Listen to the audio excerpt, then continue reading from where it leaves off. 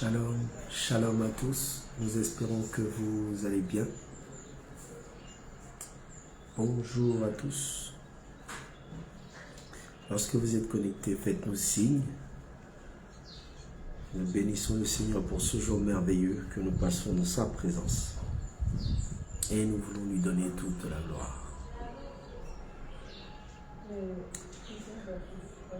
Que l'honneur et la gloire reviennent à notre Seigneur Jésus, le véritable, celui qui règne au-dessus de tout. Béni soit l'Éternel Dieu des armées, le Dieu vivant, le Dieu véritable. Shalom à tous. Alors nous espérons que vous nous entendez bien, que vous nous recevez bien. Faites-nous signe pour la gloire de notre Seigneur Jésus. Alléluia. Gloire à l'Éternel, le Dieu des armées, le Dieu vivant, celui qui règne à jamais. Shalom, shalom. Béni soit le Dieu vivant. Gloire et honneur à notre Seigneur Jésus. Alors nous voulons donner gloire ce matin à notre Seigneur, nous voulons le célébrer, le glorifier. Alors nous allons élever la voix et lui dire merci, merci pour sa grâce, ses bontés, merci pour son amour, ses bienfaits. Merci à celui qui règne au-dessus de tout, celui qui est célébré, celui qui est exalté, celui qui est glorifié et élevé. Alors tu vas élever ta voix et tu vas lui dire merci. Élève ta voix, Seigneur, nous te bénissons, nous te rendons toute la gloire. Nous te glorifions, nous t'exaltons, nous te bénissons parce que tu es vivant et tu es véritable. Au-dessus de tout, tu règnes, au-dessus de tout, tu es élevé. Au-dessus de tout, tu es célébré, au-dessus de tout, tu es exalté. Merci parce que tu nous gardes, merci parce que dans ton amour, tu étends ta main sur nous et tu veilles. Merci parce que tu permets que nous puissions nous retrouver autour de cet autel que tu es, autour de ton corps, autour de ta parole, Seigneur. Et ce matin, nous recevons au Roi cette grâce avec joie, avec espérance, Père. Parce que nous croyons que si ce n'est toi, nous ne serions pas là, Éternel Dieu Tout-Puissant. Nous puissions tout, par toi seul le véritable qui nous donne cette capacité et cette possibilité, Père. Alors ce matin, nous voulons encore une fois te dire merci. Parce que, Seigneur, tu nous as gardés tout au long de cette nuit. Tu nous as gardés, Éternel Dieu Tout-Puissant. Et nous voulons te célébrer. Parce que tu veilles véritablement. Alors que l'honneur et la louange te reviennent à toi. La gloire, le règne pour des siècles et des siècles. Béni sois-tu. Alors tu vas prier, tu vas élever ta voix. Tu vas prier que l'Esprit de Dieu puisse être disponible et disposé ce matin. Afin de pouvoir nous accompagner tout au long de ce moment. Alors, quand nous disons que l'Esprit de Dieu soit disponible et disposé, nous allons prier que l'Esprit soit manifesté. Comprenez bien que la parole nous dit que jusqu'à la fin des temps, l'Esprit de Dieu sera avec nous. Dieu lui-même, à travers son Esprit, sera avec nous. Cependant, nous croyons que, afin qu'il soit manifesté, il a dit « demandez ». Voilà comment nous demandons ce matin que l'Esprit de Dieu soit manifesté là où nous serons, qu'il puisse disposer toutes choses autour de nous, afin que ce moment soit un moment véritablement de victoire, un moment où nous allons le recevoir véritablement, un moment où il va encore nous emmener à pouvoir le connaître. Alors tu vas prier que l'Esprit de Dieu soit manifesté là où tu es et qu'il puisse disposer toutes choses en ta faveur ce matin. Élève ta voix, Père. Nous te bénissons, Seigneur, et nous prions que ton Esprit, Père, soit manifesté. Nous prions à ce que ta main puissante soit manifestée. Parce que ce matin, nous voulons recevoir davantage de toi. Parce que ce matin, nous voulons encore nous approcher de toi, Éternel Dieu Tout-Puissant. Alors nous prions que ton Esprit soit établi. Nous prions que ton Esprit soit manifesté là où nous serons, Père. Et que toutes choses soient disposées pour que ta puissance véritable puisse nous atteindre, pour que ton règne et ton nom véritable puissent remplir nos cœurs ce matin. Seigneur, nous prions véritablement que là où nous serons, Père, que rien ne puisse nuire à ce moment éternel, que toute influence qui se lèvera ce matin soit abaissée, assujettie à ton règne, assujettie à ta puissance, assujettie à ton nom, établi ce matin, à ton nom manifesté là où nous serons. Qu'il en soit ainsi au nom de Jésus. Bien-aimé, tu vas maintenant prier afin que l'atmosphère soit une atmosphère véritablement d'adoration, une atmosphère de prière, une atmosphère de puissance et de gloire en l'honneur de Jésus-Christ. Élève ta voix et prie, Dieu Tout-Puissant. Nous voulons disposer cette atmosphère, l'atmosphère de là où nous serons, Père, afin que ce soit une atmosphère prompte et propice à ta manifestation éternelle, Dieu Tout-Puissant. Que l'atmosphère dans le lieu dans lequel nous serons soit une atmosphère de victoire, une atmosphère de prière, une atmosphère de miracle, une atmosphère d'adoration, une atmosphère de gloire véritablement. Père, ce matin, nous voulons vivre ta gloire éternelle. Ce matin, nous voulons vivre ta grandeur et ta puissance, Dieu des armées. Alors laisse à ce que ton règne soit pleinement établi et que l'atmosphère soit une atmosphère de puissance et d'autorité, de gloire, de louange, d'adoration, Seigneur Dieu Tout-Puissant. Que toute la gloire et la louange te reviennent à toi qui es le véritable. Bien-aimé, tu vas maintenant prier pour la parole. Tu vas prier que cette parole puisse impacter ta vie ce matin. La parole déclare que quand elle vient et avant de retourner à celui qui l'a envoyé, cette parole-là accomplit les desseins de celui qui l'a envoyé. Or, le Seigneur nous a dit qu'il a des desseins, il a des projets de paix et de bonheur pour toi et moi. Il a dit aussi que quand il viendra, les boiteux marcheront, les aveugles verront, les sourds entendront. Bien-aimé, quand la parole de Dieu vient, elle doit accomplir un dessein véritable du Seigneur. C'est comme ça que si tu es malade ce matin, quand la parole elle vient, elle doit t'apporter cette guérison. Si tu as faim ce matin, quand la parole vient, elle doit t'apporter cette solution qui va permettre à ce que tu puisses avoir de quoi te restaurer. Elle va t'apporter cette solution qui permettra à ce que tu puisses te vêtir. Elle va t'apporter véritablement cette solution dont tu as un sujet ce matin. Alors tu vas prier pour cela. Tu vas dire, Seigneur, ce matin, me voici devant toi. Cette parole qui vient ce matin, elle doit trouver place. Elle doit trouver une place dans mon cœur. Elle doit accomplir un dessein ce matin. En tout cas, elle doit accomplir une prière dont tu as fait part au Seigneur.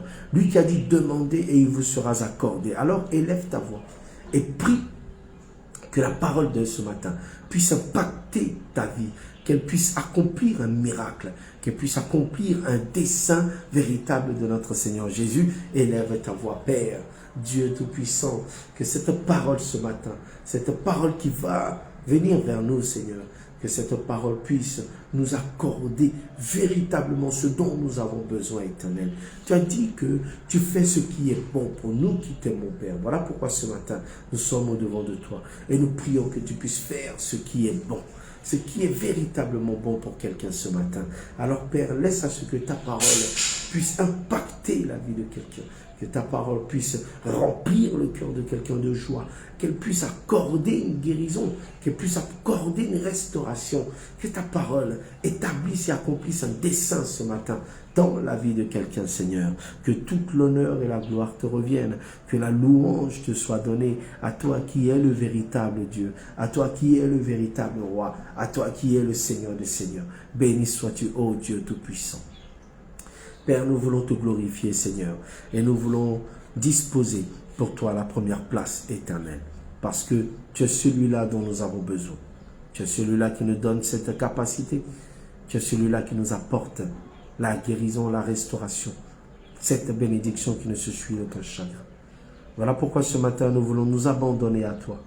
Ce matin, nous voulons véritablement que toi seul puisses parler à ton peuple. Père, tu es le Dieu de louange, le Dieu de gloire, le Dieu des armées, le Dieu de puissance et de paix. Tu es le véritable. Et ce matin, nous voulons remettre toutes choses entre tes mains. Ne manque point de bénir quelqu'un ce matin. Ne manque point de pouvoir établir ta main sur la maison de quelqu'un ce matin. Ne manque point de faire de sorte que ce peuple ce matin qui va entendre ton nom, Seigneur, puissent recevoir une bénédiction particulière. Souviens-toi, ô roi, de ceux qu'ils ont abandonnés afin de pouvoir venir au-devant de toi. Voilà comment tu diras que si vous abandonnez tout ce que vous avez pour moi, je ne manquerai point de pouvoir vous donner au centuple. Alors donne au centuple ce matin à tous ceux qui écouteront ce message.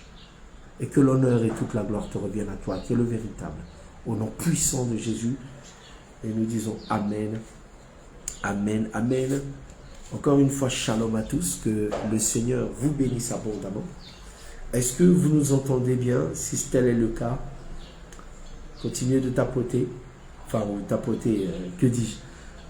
Manifestez-vous par des likes, des j'aime, ou encore dites-nous en commentaire si le son est bon, si l'image est bonne, pour que nous puissions continuer. Et n'hésitez pas à partager. Hein.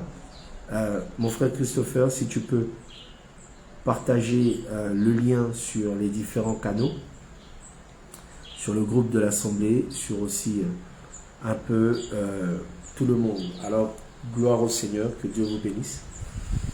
Nous avons dit que ce mois-ci, étant donné que nous sommes en déplacement, nous allons avoir des cultes qui seront directement diffusés par ce canal qui est Facebook.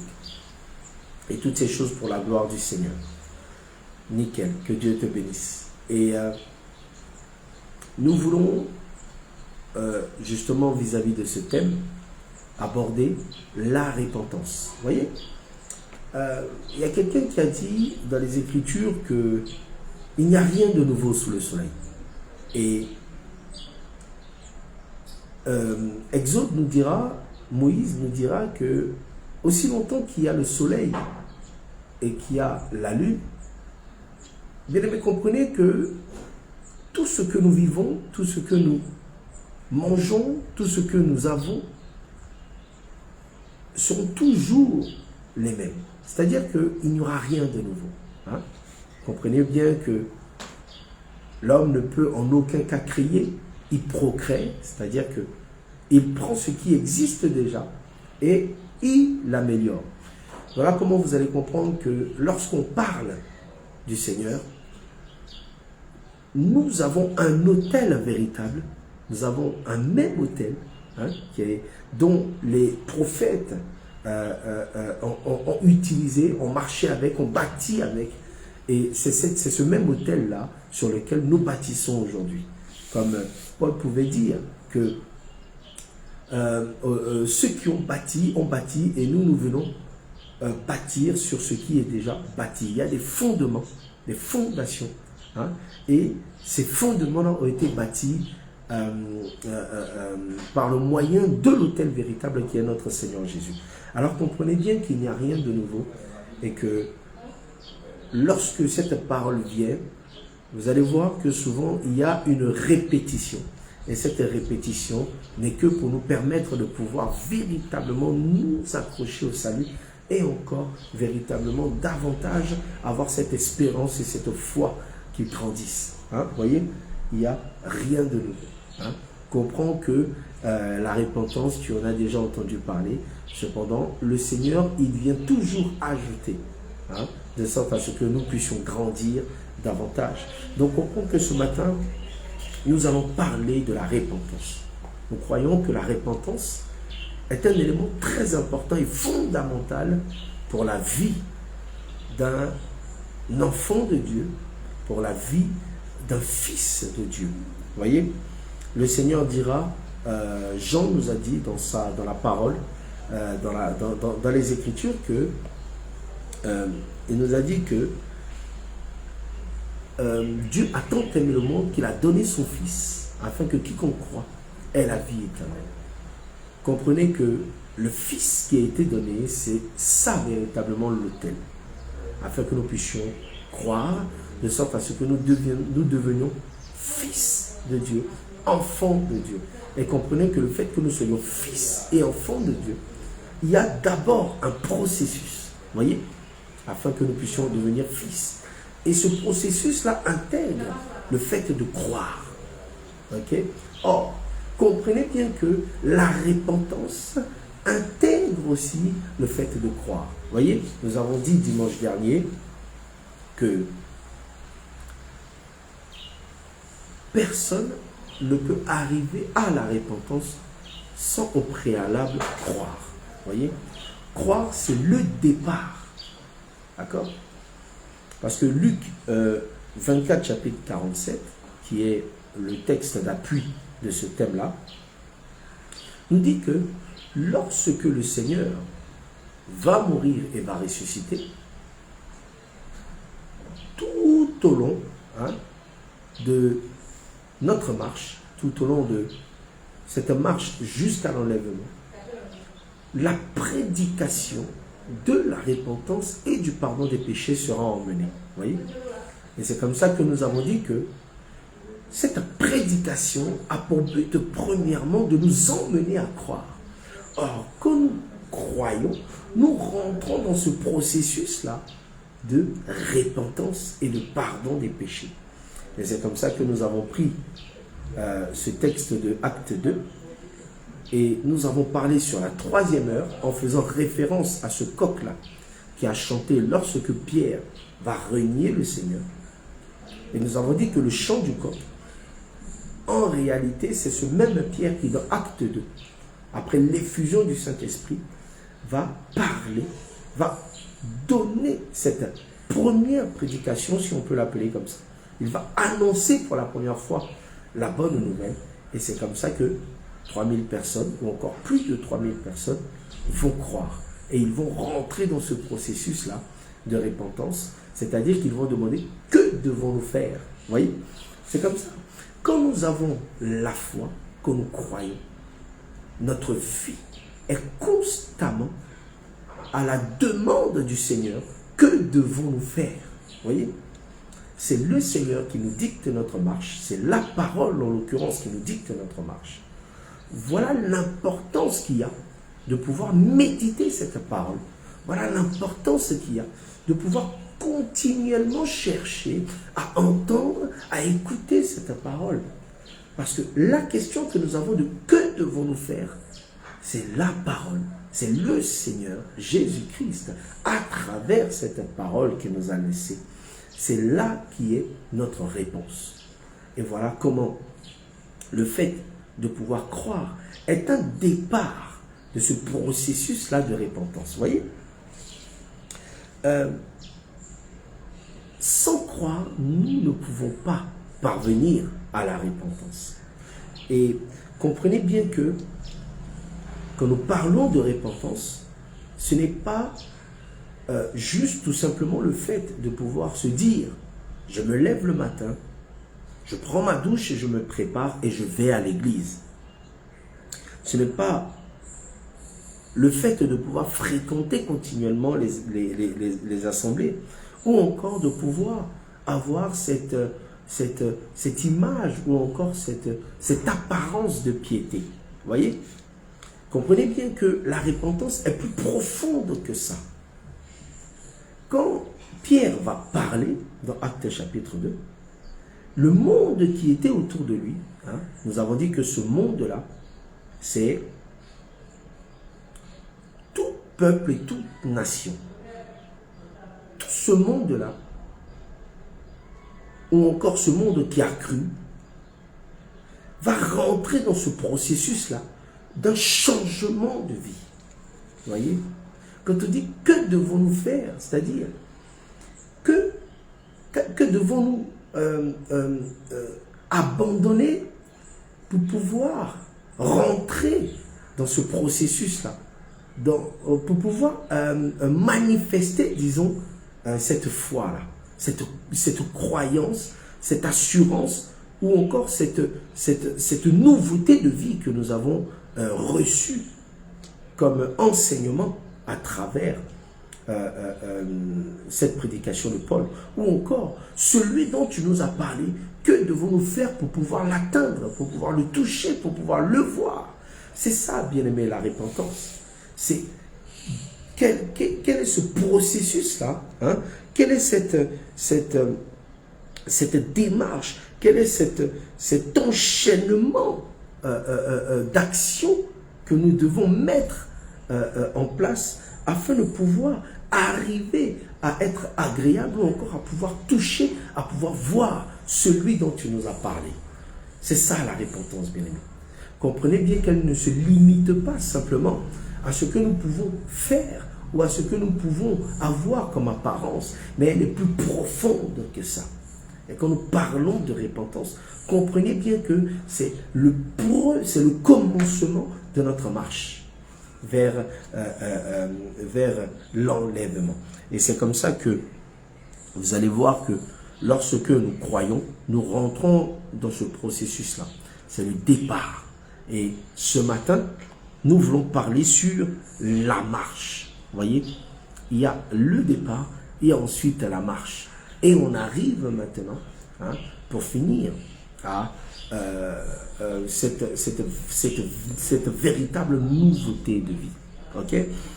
On va prendre nos Bibles et on va lire dans Luc, chapitre 24, verset 44. Luc, chapitre 24, verset 44. Luc 24, verset 47, pardon.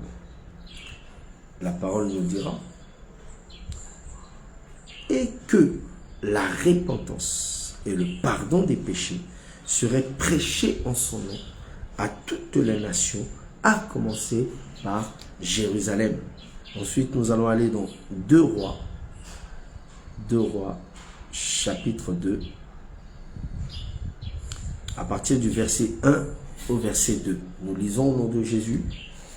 Lorsque l'Éternel fit monter Élie au ciel, dans un tourbillon, Élie partait de Gilgal avec Élisée. Élie dit à Élisée, reste ici, je te prie, car l'Éternel m'envoie jusqu'à Béthel. Élisée répondit, l'Éternel est vivant et ton âme est vivante. Je ne te quitterai point. Et ils descendirent à Béthel. Ensuite, pour finir, nous allons lire Josué, chapitre 5. Josué, chapitre 5. Et nous allons lire à partir du verset 4 jusqu'au verset 9. Nous lisons au nom de Jésus. Voici la raison pour laquelle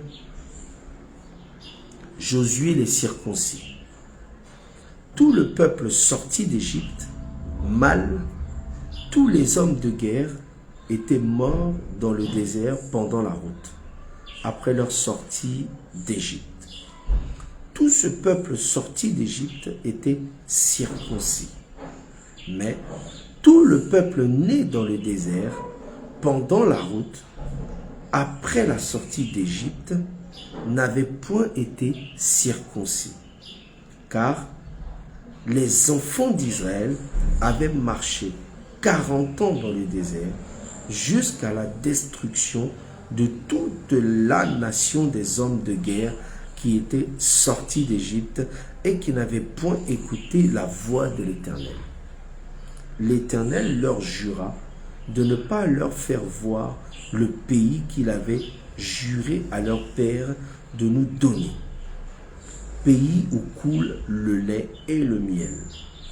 Ce sont leurs enfants qu'il établit à leur place, et Josué les circoncis, car ils étaient incirconcis, parce qu'on les avait point circoncis pendant la route.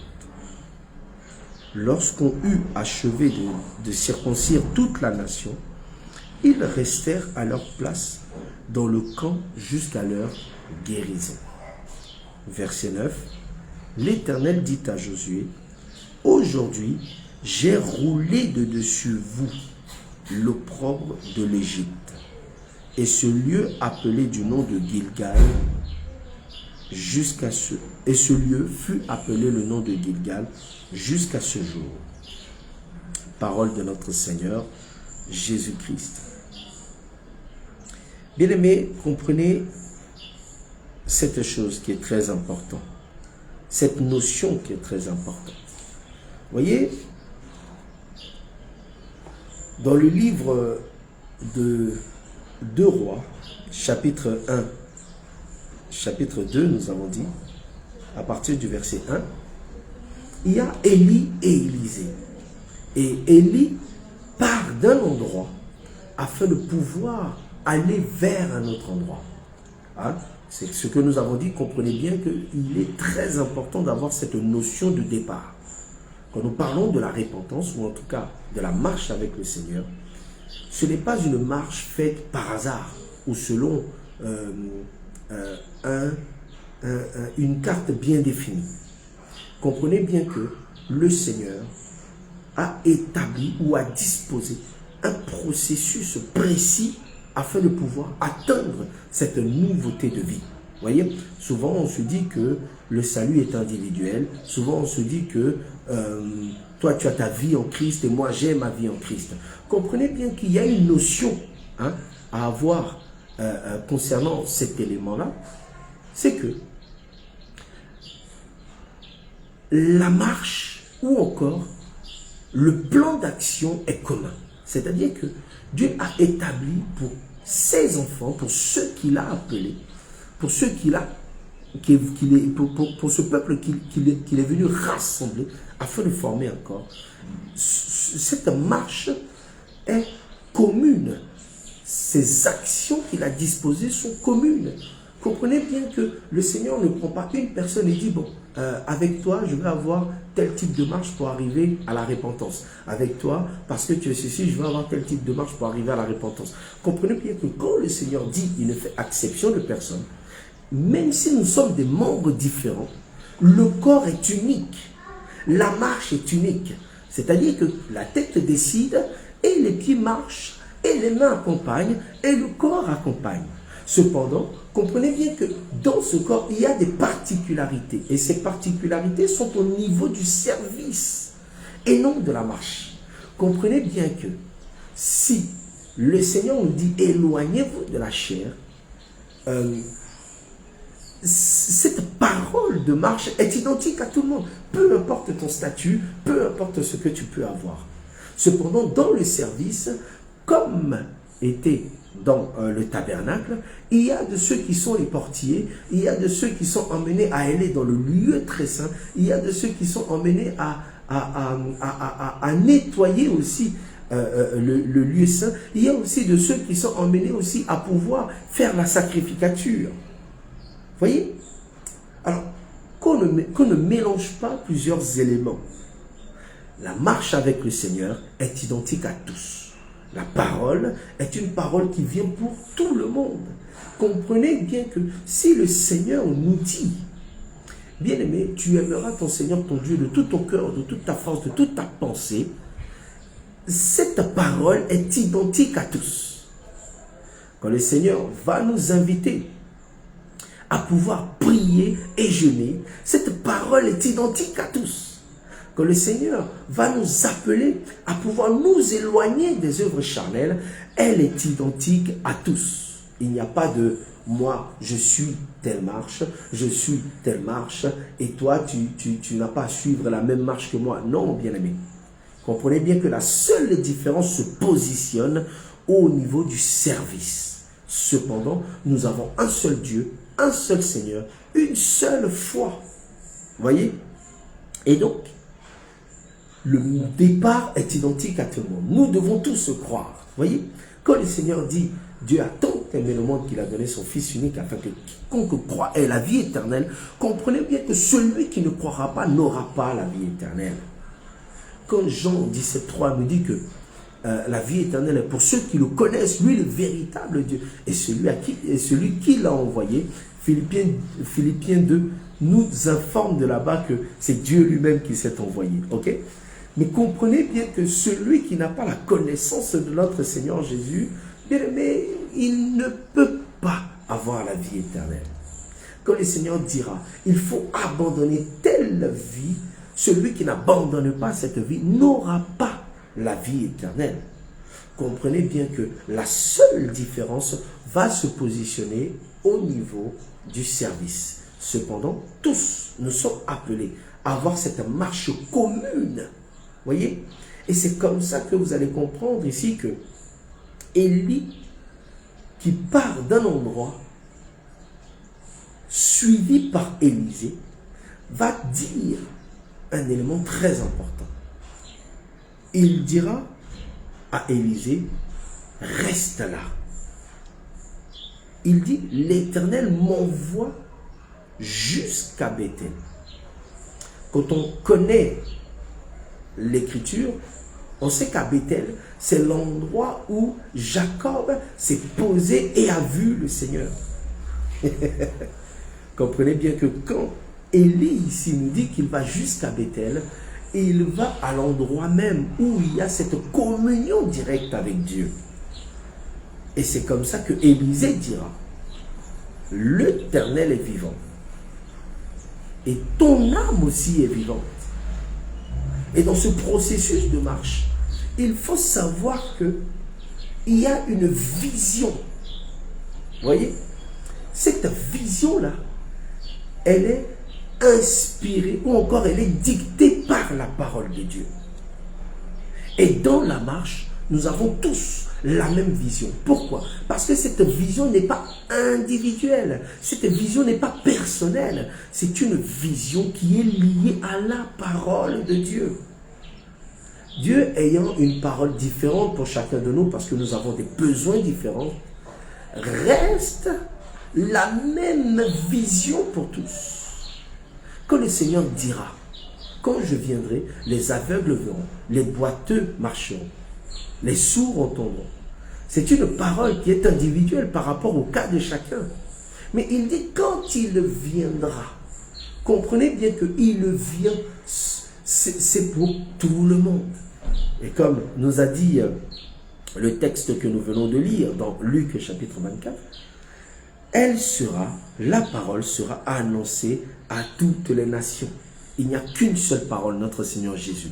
Il n'y a qu'une seule vision, notre Seigneur Jésus. Il n'y a qu'une seule foi, notre Seigneur Jésus. Il n'y a qu'un seul Dieu, notre Seigneur Jésus. Cependant, selon nos besoins, selon les besoins de chacun, la parole a un message individuel, une bénédiction particulière, un miracle particulier, un prodige particulier. Cependant, nous avons une seule foi.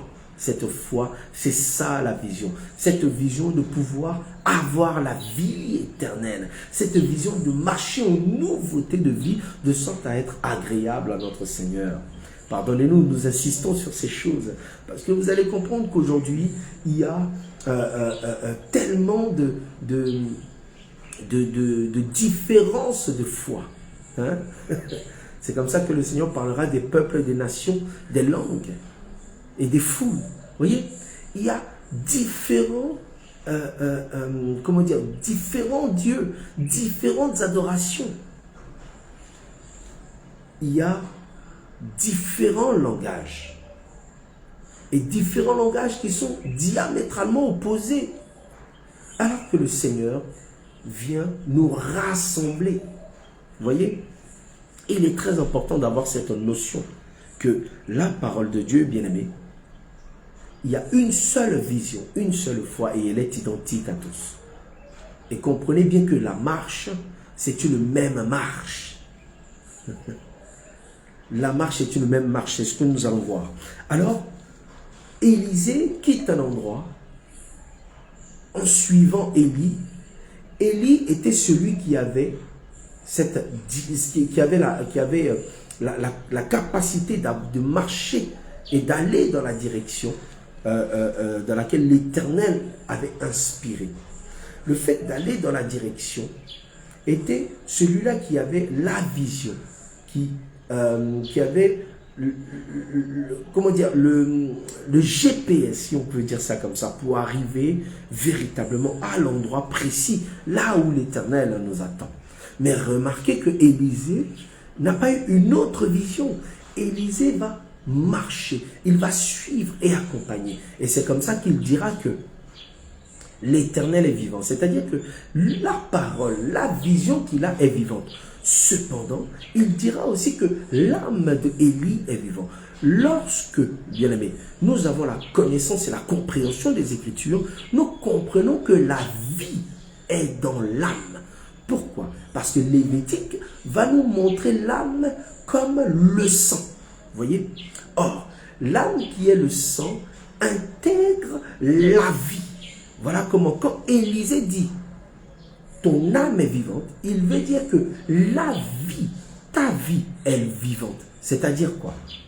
Comprenez bien que la parole va nous dire que ce sont tous les vivants qui adorent. Hein? Quand on dit vivant, on ne comprend pas le vivant comme celui qui peut marcher, celui qui peut aller ci et là. Attention, comprenez bien qu'on dit tous ceux qui respirent louent l'Éternel. Hein? Et c'est comme ça que le Seigneur, s'approchant de Pierre, va dire « Laisse les morts ensevelir les morts » lorsque Pierre dira « Laisse-moi aller enterrer mon Père avant de pouvoir te suivre. » Alors comprenez bien que seuls ceux qui sont appelés vivants sont ceux-là même qui respirent, sont ceux-là même qui marchent avec le Seigneur. Et c'est comme ça qu'il dira que ton âme est vivante. Cela nous ramène à croire que la vie de Élie est dictée par le Seigneur. Ou encore, la marche de Élie est dictée par le Seigneur. Et comprenez bien que lorsque il dit l'Éternel est vivant et ton âme est vivante, il veut dire ici qu'en réalité, cette direction que tu vas prendre, elle est conforme à ce que le Seigneur t'a dit. Lorsqu'il dit ça, il confirme bien que, Élisée confirme bien que celui qu'il suit est le véritable. C'est comme ça que ici, Élie qui est l'ombre nous ramène dans la réalité en se positionnant comme le véritable Dieu, le véritable Jésus-Christ. Voyez? Et Élie ici, c'est l'Église, toi et moi, qui devons voir Christ et marcher avec lui, car c'est lui seul qui a le chemin véritable afin de pouvoir atteindre le ciel. C'est comme ça qu'il dira, je suis le chemin, la vie et la vérité. Comprenez bien ici que l'âme c'est la vie, le chemin ici c'est Dieu lui-même et la vérité c'est celui qu'il a envoyé, c'est-à-dire lui-même qui est venu comme Christ afin de pouvoir nous emmener vers la vie éternelle. Vous voyez? Il est très important d'avoir cette compréhension de la notion de qui est notre Seigneur afin de pouvoir entamer cette marche. Ici, Élie ici est l'image de notre Seigneur Jésus. Élisée, c'est l'image ici de toi et moi qui sommes l'Église. Et nous devons suivre le Seigneur afin de pouvoir parvenir à cette nouveauté de vie. Comme nous l'avons dit auparavant, nous devons méditer les Écritures, entendre la parole de Dieu pour connaître la direction dans laquelle nous devons marcher. Quand il dit dans Acte 2, que ferons-nous? Voyez? Que ferions-nous? Nous devons suivre le Seigneur. Nous devons marcher avec Dieu. Nous devons nous accrocher, nous attacher au Seigneur Jésus-Christ. Nous devons courir, nous devons marcher avec assurance, avec espérance. Nous devons croire à notre Seigneur Jésus-Christ. C'est très important. Bien aimé, nous avons insisté sur ces choses, mais nous donnons tout la gloire à notre Seigneur Jésus. Voyez, Élisée suit Élie. Et comprenez bien que Élie donne le chemin afin de pouvoir atteindre cette véritable nouveauté de vie. Et c'est comme ça que vous allez comprendre qu'ils vont partir d'un lieu bien précis qui s'appelle Gilgal. Et c'est là le départ. Et comme nous avons vu dans Josué, Gilgal, bien aimé, c'est le lieu où un peuple a été circoncis. C'est le lieu où un peuple qui était incirconcis a été circoncis. Et lorsqu'on parle de circoncis et incirconcis, nous voulons parler de ceux qui ont la loi de Dieu, c'est-à-dire ceux qui marchent avec Dieu, et ceux qui ne marchent pas avec Dieu. C'est comme ça que les Écritures vont nous parler de, autrefois, nous tous qui étions incirconcis. Voyez, quand on dit incirconcis dans la chair, cela nous ramène à voir notre vie d'avant. Pourquoi? Parce qu'il y a un parallèle qui est fait avec ceux qui sont circoncis, qui sont le peuple juif dans la chair. Voyez? Or, l'image du peuple juif, c'est ceux-là même qui ont reçu la loi de Dieu. C'est ceux-là qui marchent avec des préceptes, qui marchent avec une direction, qui marchent avec un pédagogue, qui marchent avec, comment dire, un parchemin, si on peut dire ça comme ça. Et donc, lorsqu'on parle de celui qui est incirconcis, on parle de celui-là qui n'a pas la loi de Dieu. Or, Proverbe va nous dire que tous ceux qui ont la langue éloignée de Dieu, leur prière est une abomination. Voyez? C'est comme ça qu'on parle de ce peuple-là qui était éloigné de Dieu. Voyez? Comprenez bien que même le peuple juif, le peuple d'Israël, ce peuple-là, même ayant la loi et s'étant éloigné de Dieu, il rentre aussi dans cette notion d'incirconcis. Comprenez bien que le fait d'avoir la loi ne fait pas tout. Pourquoi? Et ça, c'est une notion très importante pour que nous puissions avoir une marche claire. Remarquez que la loi n'était pas parfaite. Voyez? Voilà pourquoi quand le Seigneur vient, il dira que je ne suis pas venu abolir la loi, mais je suis venu l'accomplir. Or, quelque chose qui est accompli est un élément qui arrive à sa perfection. Ok? Cependant, la loi n'étant pas parfaite, le diable va passer par cette loi pour pouvoir accuser. Voyez? La loi n'accuse pas. La loi est un juge.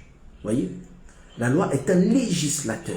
La loi dit, tu as fait ça, ce n'est pas bon, tu as ça comme sentence. Tu as fait ça, c'est bon, tu as ça comme sentence. Voilà comment le Seigneur va dire à Josué, aussi longtemps que ce livre de la loi ne s'éloignera point de ta bouche, tu recevras tout ce dont tu désires ou encore l'accomplissement dans tous tes projets. Ok? Pourquoi? Parce que dans cette loi, il y a une malédiction pour ceux qui ne la suivent pas et il y a une bénédiction pour ceux qui la suivent. Comprenez bien que cette faille-là, entre guillemets, a laissé une porte au diable afin de pouvoir accuser les enfants de Dieu. Mais comprenez bien que tout ce que Dieu fait n'est pas un hasard. Lorsque le Seigneur met cette loi en place, il vient ici ouvrir une brèche afin de pouvoir vaincre le diable, afin de pouvoir juger le diable. De sorte à ce que toi et moi, nous puissions être libérés et délivrés de tous ces actes d'accusation du diable. Lorsque la Bible dit que tous les actes qui nous accusaient ont été effacés, mais le Seigneur ne parle pas de sa loi. Il parle des actes de malédiction que le Seigneur a posé que le diable a posé sur ta vie lorsque tu étais ignorant vis-à-vis de Dieu. Lorsque tu n'avais pas connaissance de cette marche qu'il y avait à faire avec le Seigneur. Voilà comment le Seigneur vient. Et il va, dans son amour véritable, il va juger le diable. Il va vaincre la puissance et l'autorité du diable afin de pouvoir emmener à la perfection après cette loi-là lorsqu'il vient pour donner la grâce. Voyez? Et c'est cette notion-là qui est très importante. Il ne faut pas rejeter la loi. La loi de Dieu, elle est parfaite dans son ensemble, c'est-à-dire et l'homme et la femme permettent à ce que la vie soit donnée. Or, la loi, c'est l'autorité, c'est l'homme, et la femme, c'est la grâce, c'est l'amour, la vie. Voyez? Or, lorsque on met ensemble la loi et la grâce, bien aimé, comprenez bien que nous marchons dans cette justification qui nous amène à pouvoir voir Dieu. Et c'est ça en fait qu'a manifesté Élie lorsqu'il a marché vers Bethel. Et comprenez bien que quand à Gilgal, l'Éternel va demander à Josué de pouvoir circoncire ceux qui étaient incirconcis. Il dira, voici les raisons pour lesquelles j'ai demandé à Josué de les circoncire. Lorsqu'ils sont sortis de l'Égypte, ils étaient tous circoncis. Cependant, comprenez bien que lorsque Israël sort de l'Égypte, Israël sortira de l'Égypte avec aussi des Égyptiens. Parce que comprenez bien que lorsque Israël était en Égypte, ils étaient dans un lieu étranger. Ils étaient dans un pays étranger. Et il y a eu certains qui ont fait des enfants avec des Égyptiennes. Hein? Comprenez bien que Josué, comment ça s'appelle, Joseph aussi va avoir une épouse égyptienne. Cela donne l'image que lorsqu'ils étaient en Égypte et qu'ils sont sortis, il y avait aussi des Égyptiens qui sont sortis. Cependant, détail important, la parole va nous dire que tous ceux qui étaient circoncis dans le désert, qui étaient circoncis, sortis d'Égypte, lorsqu'ils vont marcher, ceux-là qui étaient des hommes de guerre vont tomber. Pourquoi? Parce que le Seigneur, ayant fait une promesse, va l'accomplir. C'est comme ça que je veux te rassurer encore, bien-aimé. Aussi longtemps que tu vivras une vie difficile, attache-toi à la promesse du Seigneur. Aussi grande et élevée que peut être la promesse que Dieu t'a faite, bien-aimé, coûte que coûte, lorsque tu t'attaches à Dieu, elle s'accomplira. Aussi grande que peut être cette promesse, aussi petit que tu peux te voir, bien-aimé, attache-toi à Dieu, cette promesse s'accomplira. La parole déclare que Dieu n'est pas un homme pour mentir. Toute parole qu'il déclare, cette parole, avant qu'elle revienne, accomplit d'abord ses desseins. Vous voyez Gédéon. Gédéon était un petit, la Bible déclare qu'il était le plus petit d'une plus petite famille. Et Dieu dira que c'est par ta main que je vais délivrer Israël. Gédéon dit, mais comment, avec qui irai-je, comment irai-je? Comprenez bien que le Seigneur va pousser Gédéon à aller en ville, là où il va entendre les témoignages d'un Madianite. Et lorsqu'il entendra ce témoignage, bien aimé, ça lui donnera la force. Voilà comment nous en venons à vous dire qu'il n'y a rien de nouveau sur cette terre et dans ce monde. Lorsque Dieu parle, il répète afin de pouvoir t'emmener à cette foi et à cette nouveauté de vie puissante. Et lorsque Dieu a dit, lorsque le Christ a dit qu'il te bénira, bien-aimé, crois-le, il te bénira. Lorsque le Seigneur dit que 1000 tomberont à ta gauche, 10 000 à ta droite, tu ne seras jamais atteint, il en sera ainsi. Lorsque le Seigneur te dira, remets ton sort à l'Éternel et tu ne seras jamais confondu, il en sera ainsi. C'est comme ça que la promesse de l'enlèvement que Dieu nous a fait, bien-aimé, il en sera ainsi. Mais comprends bien que premièrement, tu dois t'attacher à Dieu. Premièrement, tu dois suivre Élie. Premièrement, tu dois avoir le regard fixé sur Élie. Élie qui dans l'ombre est Élie, mais dans la réalité est notre Seigneur Jésus. Et comprenez bien que ce peuple-là, qui est sorti de l'Égypte circoncis, parce que l'Éternel va faire une promesse, tous vont tomber. Et il y aura une nouvelle génération. Voyez? Tout ce peuple circoncis, c'est le peuple qui avait la loi. Ce peuple circoncis qui sort de l'Égypte, c'est le temps de la loi.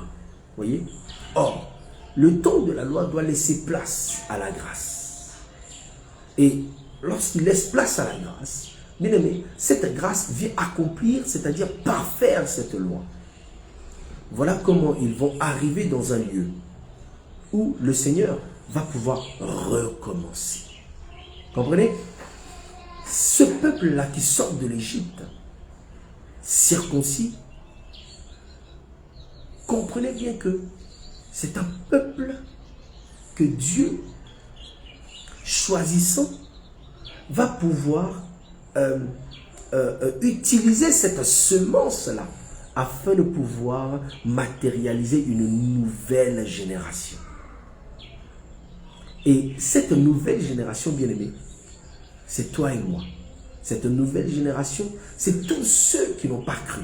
Cette nouvelle génération, c'est tous ceux qui n'ont pas vu Dieu. Cette nouvelle génération, c'est tous ceux qui marchaient autrefois dans le péché, qui marchaient autrefois éloignés du Christ. Et c'est là où le Seigneur va commencer ce processus-là. Il va donner tous les éléments à Josué afin qu'il puisse circoncire ce peuple-là. Comprenez bien que Gilgal, c'est le départ. Et dans ce départ, il y a ce qu'on appelle la circoncision. Voyez? Donc, lorsque tu crois, la marche qui va suivre, c'est une marche qu'on appelle circoncision. Voyez? Et c'est là où nous avons dit que lorsque nous abandonnons notre vie afin de pouvoir marcher avec Dieu, cela fait toujours mal. Il y a toujours le sang qui doit couler. Or, ce sang qui coule là, bien-aimé, ce n'est pas ton sang, c'est le sang de notre Seigneur Jésus qui a déjà coulé. Lorsque lui prend nos péchés, bien-aimé, sur la croix, comprends qu'il vient te décharger de cette douleur-là. C'est comme ça qu'il dira, venez à moi vous tous qui êtes fatigués et chargés, je vous donnerai du repos. C'est-à-dire qu'à chaque instant, nous devons avoir les yeux comme Élisée sur Élie, qui est le véritable Dieu. Lorsque nous sortons du désert, lorsque nous sortons de ce monde-là, que nous arrivons dans le lieu de départ, bien aimé, il y a la marche qui suit, qui est, que nous appelons ce matin circoncision. Voyez? Et la circoncision, bien aimé, c'est cette capacité que Dieu nous donne lorsqu'on entend la parole. C'est cette capacité que Dieu nous donne lorsqu'on a le regard fixé sur Dieu.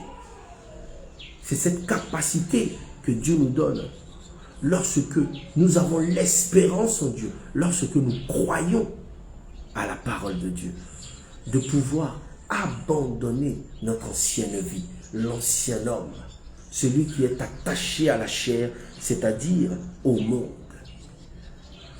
Nous voulons répéter cette notion-là. La chair, ce n'est pas ce que tu as là comme corps. Hein? La parole déclare que la chair a des désirs contraires à l'Esprit de Dieu. Or, Pierre va nous dire que celui qui aime le monde est ennemi de Dieu. Voyez, comprenez bien ici que la notion de la chair, ce n'est pas ce corps-là. La notion de la chair, c'est tout ce qui va nous environner, dont le prince est le diable. C'est cette notion de pouvoir vivre selon le monde qui est totalement détaché de Dieu, car la Bible nous dira que le monde est sous la puissance et la domination du diable. Lorsque Dieu te dit, tu ne mentiras point, et que toi tu mens, bien-aimé, comprends que tu vis selon la chair. Lorsque Dieu dit, tu ne vivras point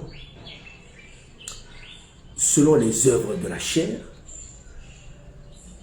l'impudicité, l'impureté, et que toi tu vis selon les œuvres de la chair, dans l'impureté, dans l'impudicité.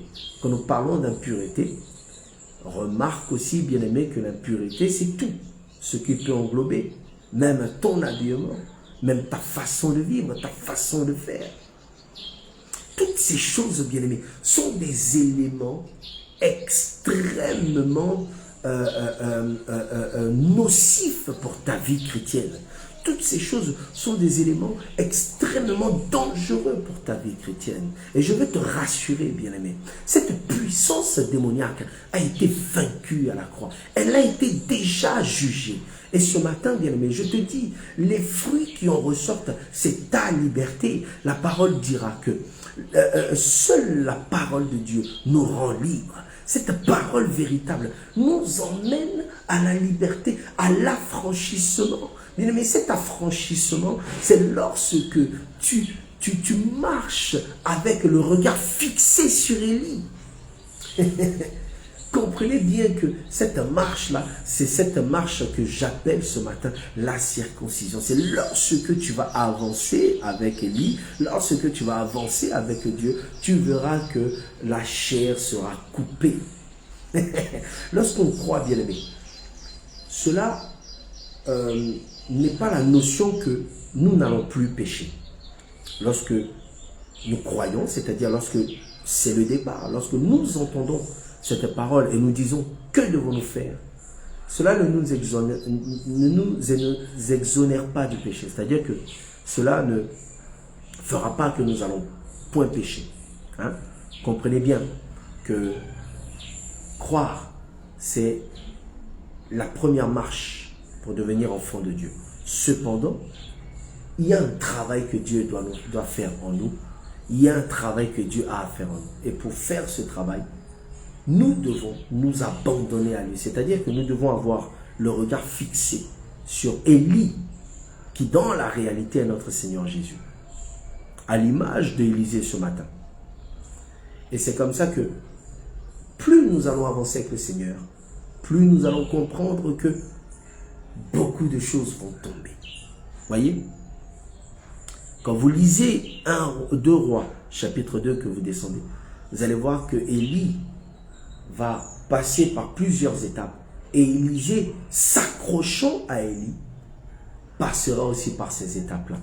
Et c'est là où Dieu dira, par Christ, je suis le chemin, la vie et la vérité. C'est ce que nous avons dit au préalable. Et c'est très important d'avoir cette notion-là. Que la repentance, premièrement, est liée, bien-aimé, au fait de croire. Ça, c'est le départ. Et ensuite, notre marche nous emmène à ce que nous puissions circoncire, ou encore à ce que Dieu, l'Éternel, puisse nous circoncire, c'est-à-dire faire tomber ses désirs, faire tomber ses passions, faire tomber ses envies, faire tomber ses sentiments charnels. Jésus-Christ est vivant, Dieu est vivant. Et comprenez bien qu'il ne nous abandonne pas. Il ne nous a jamais abandonnés et il ne nous abandonnera jamais. Hein? Et c'est ça, bien-aimé. Et toutes ces choses, hein, nous faisons juste une parenthèse pour que vous puissiez comprendre aussi là où nous arrivons. Toutes ces choses sont inscrites, sont regroupées dans la lumière du premier jour. Voyez, quand la Bible dit au commencement, Dieu dit que la lumière soit et la lumière fut. Voyez, la lumière fut. Lorsque Dieu a dit, aussitôt que Dieu a dit, en même temps que Dieu disait, la lumière était manifestée et elle disparaissait. C'est comme ça que nous disons que il y a une seule parole, une seule foi, un seul Seigneur, notre Seigneur Jésus-Christ. Et il y a une seule repentance. Il n'y a pas deux repentances. Il y a une seule repentance. Cette repentance véritable, c'est la nouveauté de vie que tu as ou que tu vas manifester lorsque tu vas croire et tu vas accepter. Tu vas te laisser conduire. Tu vas te laisser guider par cette vision véritable qui est notre Seigneur Jésus. Et c'est très important de comprendre ça. Souvent, on se dit que nous nous sommes repentis lorsque nous fréquentons des églises ou lorsque nous disons à tout le monde que nous sommes chrétiens. Attention, c'est ce que nous avons dit au départ. La repentance, bien aimé, ce n'est pas ces choses-là. La repentance, c'est le processus de tous les éléments précis que Dieu a disposés afin de parvenir à cette nouveauté de vie. Et nous avons dit que ces éléments précis-là, ces enchaînements précis, elles sont identiques à tous. Quand Israël sort de l'Égypte, il y a Moïse qui donne la direction. Et tout le peuple suit. Vous voyez? La direction est la même pour tout le monde. Le service est différent. C'est comme ça que vous allez voir que dans cette marche dans le désert, il y avait les espions, il y avait ceux qui étaient l'armée, il y avait ceux qui avaient pour but de faire le sacrifice, il y avait ceux qui avaient pour but de pouvoir enseigner le peuple, toutes ces choses. Comprenez bien que la différence se situe dans le service et nous le répétons. Parce que il y a, comme le dit Apocalypse chapitre 13, il me semble, ou 19, il dit que les eaux sur lesquelles la prostituée est assise, ce sont les peuples, les foules, les nations. Les peuples, les foules, les nations et les langues. Il y a différentes langues. Il y a différentes foules. Il y a différents peuples et différentes nations. Cela nous emmène à voir qu'il y a différentes doctrines. Il y a différentes croyances. Il y a différents dieux. Mais bien aimé, en Christ, il n'y a qu'une seule foi. Il n'y a qu'un seul Dieu. Il n'y a qu'une seule vision, c'est notre Seigneur Jésus. L'homme n'a pas de vision. Et c'est comme ça que nous disons, bien aimé, attention, bien aimé, faites attention. La vision, elle est dictée par la parole. Or, la parole, c'est notre Seigneur Jésus. Il n'y a qu'une seule vision, c'est notre Seigneur Jésus. Les services sont différents. Voilà pourquoi vous allez voir qu'il y a 5 dons ministériels. Il y a plusieurs dons de l'esprit. Vous voyez, le service est différent de la vision ou encore de la marche. Comprenez bien que c'est une notion qui est très importante. Lorsque nous voulons parvenir au salut, nous devons d'abord croire. Et c'est ce que nous avons dit, que nous avons parlé dimanche dernier. Croire, c'est le premier pas vers ce processus de repentance. Et ce matin, et c'est comme ça que nous allons terminer, nous avons parlé de ce deuxième processus qui est la marche. Et c'est ce que nous avons appelé la circoncision. Et cette circoncision, bien aimée, elle nous emmène à ce que nous puissions faire tomber, ou encore que le Seigneur puisse faire tomber, bien aimé, ses désirs, ses envies, ses passions, ses sentiments charnels, c'est-à-dire tout ce qui est lié au monde. Cet amour que nous avons eu pour le monde lorsque nous ne connaissions pas Dieu. Comprenez bien que le véritable amour, c'est notre Seigneur Jésus. Et nous voulons terminer ce que nous avons dit tout à l'heure. Lorsque tu crois, bien aimé, cela ne permettra pas à ce que tu puisses ne pas pécher. Paul dira encore que nous sommes dans cette tente. Et cette tente est continuellement soumise au péché. Vous voyez? Mais le péché tombe lorsque tu marcheras, lorsque tu t'accrocheras à Dieu, lorsque tu auras le regard fixé sur Christ, lorsque tu vas remettre ton sort à l'Éternel. Pour certains, ils ont des difficultés peut-être à pouvoir trouver quelque chose à manger et ils vont voler pour manger. Nous prenons cet exemple qui est un peu simple mais qui touche un peu beaucoup de monde. Comprenez bien que lorsque nous nous accrochons à Dieu et à la parole, cette parole nous rassure. Cette parole nous donne cette force et cette capacité de pouvoir résister au diable, c'est-à-dire résister à ce péché-là, ou encore résister à ses désirs et ses passions du monde. Et c'est comme ça que, lorsque nous nous attachons à Dieu, le Seigneur a pour priorité, a pour devoir de pouvoir disposer toutes choses nécessaires à notre vie, nécessaires à ce que nous puissions trouver de quoi manger. Voyez? Et remarquez bien que lorsque Agar va être chassée, ou encore lorsque Élie va fuir Jézabel, le Seigneur disposera toujours un endroit pour boire et il emmènera toujours des corbeaux afin de pouvoir apporter à manger. Bien-aimé, ce matin, comprends que notre Seigneur est vivant, notre Seigneur est puissant et il t'appelle et il crie chaque jour, répétant incessamment la même chose. Dieu a tant aimé le monde qu'il a donné son Fils unique afin que quiconque croit ait la vie éternelle. Il répète incessamment la même chose. Si tu crois, tu verras la gloire de Dieu. Il répète encore. Venez à moi, vous tous qui êtes fatigués et chargés, je vous donnerai du repos. Il répète encore. Celui qui met sa confiance en moi ne sera jamais confondu. Il répète encore.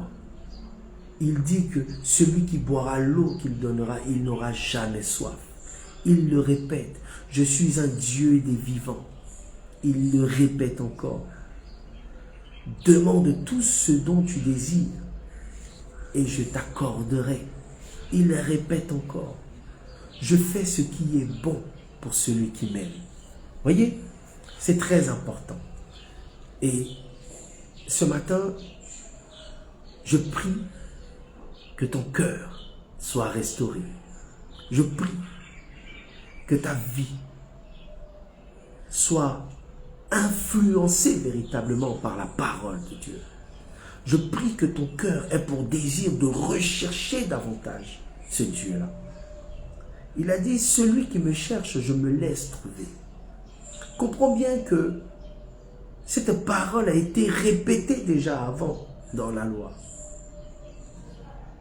Et il dira que les rois sondent. Le Seigneur se cache et il se laisse trouver par celui qui sonde les Écritures, celui qui sonde le cœur de Dieu. Et il est très important ce matin, bien-aimé, que tu puisses comprendre que le Seigneur Jésus-Christ est vivant et qu'il a établi un chemin, qu'il est lui-même Jésus, afin de pouvoir t'emmener à cette joie parfaite, à cette exaltation parfaite, à cette bénédiction qui ne se suit d'aucun chagrin. Alors que Dieu te bénisse abondamment. Nous allons prier. Élève ta voix et glorifie le nom du Seigneur pour cette parole que tu as reçue. Père, béni sois-tu, Dieu des armées. Béni sois-tu, ô roi, toi qui es vivant et puissant. Père, nous te bénissons parce que ce matin tu nous as conduits. Nous te bénissons parce que ce matin tu nous as accompagnés dans cette marche. Seigneur, nous prions, ô roi, que cette parole puisse impacter la vie de quelqu'un qui nous a entendus ou qui nous écoutera. Nous prions aussi, Père, que ta main éternelle soit disposée sur la vie de quelqu'un ce matin et que tu puisses lui accorder ce que son cœur désire, que tu puisses lui accorder ce dont il a besoin, que tu puisses lui accorder véritablement ce qui est bon pour lui. Père, nous avons dit qu'à travers cette parole, que tu puisses véritablement faire un miracle dans la vie de quelqu'un. Seigneur Dieu Tout-Puissant, toi qui es vivant et toi qui es puissant, nous te bénissons et nous te donnons toute la gloire parce que tu es celui qui nous accompagne. Tu es celui qui nous conduit, tu es celui qui nous guide, tu es celui qui marche avec nous, Père. Tu es le véritable Seigneur et quelle joie de pouvoir nous accrocher à toi. Quelle joie de pouvoir entendre ton nom. Quelle joie de pouvoir marcher avec toi. Quelle joie de pouvoir te voir, toi qui es le véritable. Père, nous voulons t'exalter et te célébrer. Nous voulons te glorifier et te bénir pour cette vie que tu nous as accordée ce matin. Béni sois-tu à toi qui es le véritable. Béni sois-tu à toi qui es le puissant des puissants, le Dieu des dieux, le roi des rois. Bien-aimé, tu vas élever ta voix et tu vas prier par rapport à la parole que tu as eue ce matin. Le Seigneur nous a dit que nous devons avoir le regard fixé sur lui. C'est-à-dire que c'est lui qui doit être celui qui guide et qui conduit notre vie. Il est le véritable. Alors tu vas prier que coûte, que ton regard, que ton cœur, tes envies, tes désirs soient focalisés sur le Seigneur. David a pu dire, je lève les yeux vers les montagnes, d'où me viendra le secours. C'est-à-dire que lorsque David marchait, il levait toujours le regard vers le Seigneur.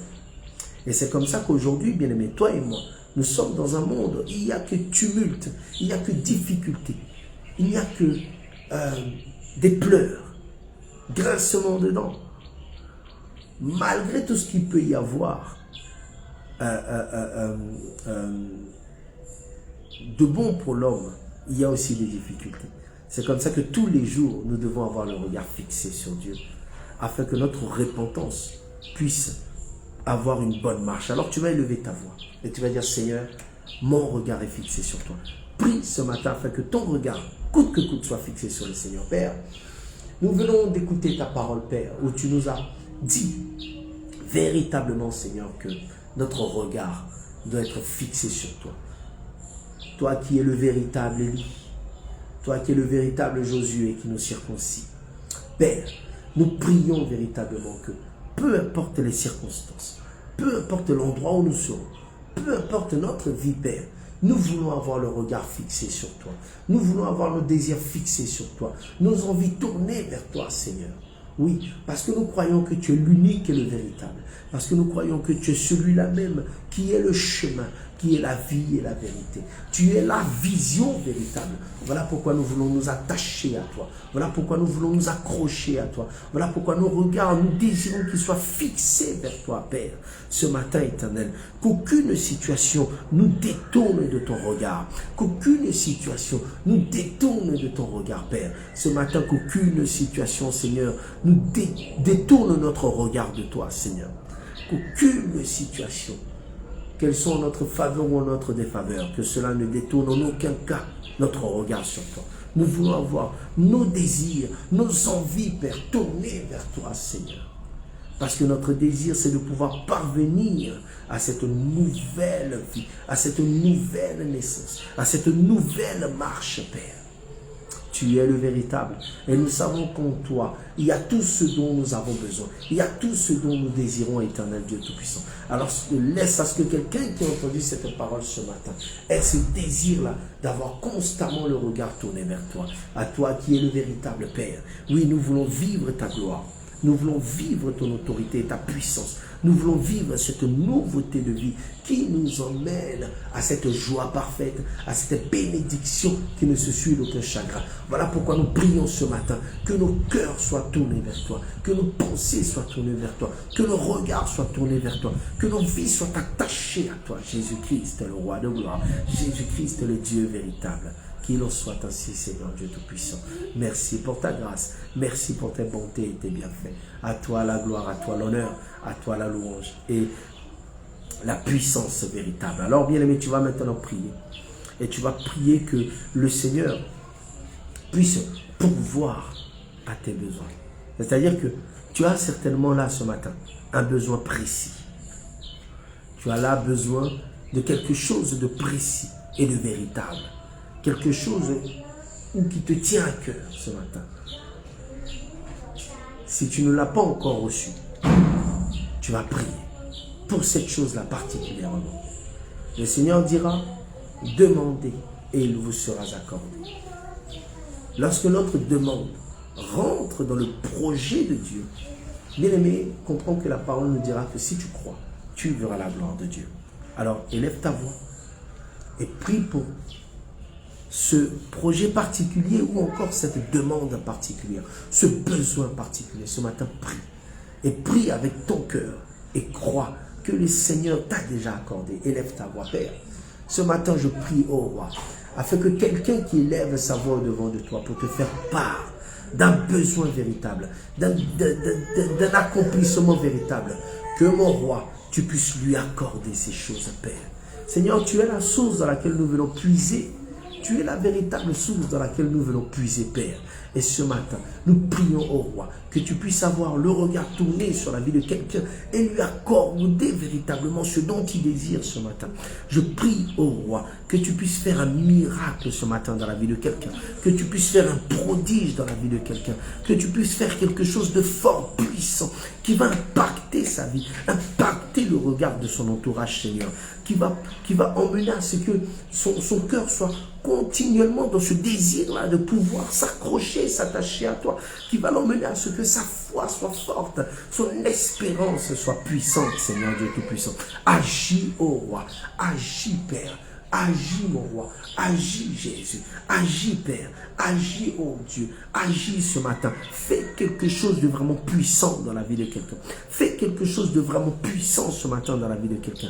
Père, nous prions, oh roi, que ta gloire descende, que ta gloire soit manifestée. Souviens-toi, oh roi, du confort qu'il a abandonné afin de pouvoir venir au-devant de toi, afin de pouvoir entendre cette parole. Et la parole déclare que quand elle vient, elle agit puissamment, elle accomplit un dessein précis, oh roi. Alors Père, quelqu'un le regarde tourné vers toi, quelqu'un crie à toi ce matin par rapport à un projet précis, par rapport à un désir précis, par rapport à une demande précise, Père. Accomplis tes merveilles. Accomplis, éternel Dieu Tout-Puissant, cette prière au nom de Jésus. Nous croyons que tu es un Dieu véritable et un Dieu puissant, alors que toute l'honneur et la gloire te reviennent à toi qui es vivant et véritable, au nom de Jésus. Bien-aimé, tu vas maintenant prier. Tu vas prier pour ta journée. Tu vas prier que le Seigneur puisse vraiment permettre à ce que tu puisses vivre ces merveilles, que la parole dont il t'a fait part ce matin puisse remplir, qui a rempli ton cœur de joie, puisse accompagner cette journée. Alors élève ta voix et prie. Ô Dieu Tout-Puissant, que l'honneur et la gloire te reviennent, que la louange et le règne divin te reviennent, Père. Nous prions, Roi, pour cette journée. Laisse à ce que cette parole que tu nous as donnée, qui a mis la joie dans notre cœur, puisse tout au long de cette journée faire de sorte à ce que nous puissions vivre encore davantage de tes merveilles, Père. Que la gloire puisse te revenir, Seigneur. Et laisse à ce que cette journée soit une journée remplie de ta puissance, remplie de ta manifestation, où nous allons impacter notre entourage, où nous allons crier Hosanna au plus haut des cieux, où nous allons être remplis davantage d'espérance, Seigneur. Tu es le Dieu vivant, tu es le Dieu puissant et le Roi de gloire. Bien-aimé, tu vas prier pour dimanche prochain. Que le Seigneur puisse permettre à ce que tout soit disposé pour que nous puissions continuer cette marche. Élève ta voix, Père. Nous voulons remettre la journée du dimanche prochain. Laisse à ce que rien ne puisse empêcher que nous puissions nous réunir autour de l'autel que tu es, autour de la parole que tu es, autour de la vie que tu es. Laisse à ce que l'honneur et la gloire te reviennent, Père, et que dimanche prochain, Père, nous puissions vivre véritablement un moment puissant, un moment glorieux. Père, nous te célébrons, nous te glorifions, à toi qui es vivant et véritable, au nom de Jésus. Seigneur, que ta main qui nous a accompagnés ce matin, Père, puisse davantage demeurer autour de nous. Toi qui ne sommeilles ni ne dors, toi qui vois toutes choses, nous prions au Roi que ce matin, personne ne puisse manquer de quoi que ce soit. Que tu puisses davantage travailler en nous à travers cette parole. Que ta main qui sonde nos cœurs et nos reins puisse davantage nous conduire et nous guider dans nos pensées et nos choix. Que nous puissions, au Roi de gloire, vivre cette bénédiction qui ne se suit d'aucun chagrin pleinement. Père, nous te bénissons et nous te glorifions. Nous te célébrons, nous t'exaltons. Parce que tu es vivant et parce que tu es puissant. Que toute la gloire te revienne, que l'honneur et la louange te soient donnés à toi, le véritable. Nous avons ainsi prié. Et nous disons Amen, Amen, Amen. Shalom, shalom à tous. Que Dieu vous bénisse, que la paix soit sur vous. Que la joie de notre Seigneur vous accompagne ce matin. Et que rien ne puisse vous nuire. À dimanche prochain, dans la paix de notre Seigneur. Jeudi, nous allons trouver le moyen que nous qu'on puisse prier. Shalom à tous. Jeudi, nous allons avoir notre prière quotidienne. Nous allons trouver le moyen de pouvoir le faire. En tout cas, que Dieu vous bénisse abondamment pour l'assemblée. Si le Seigneur le permet, on va le faire sur Facebook.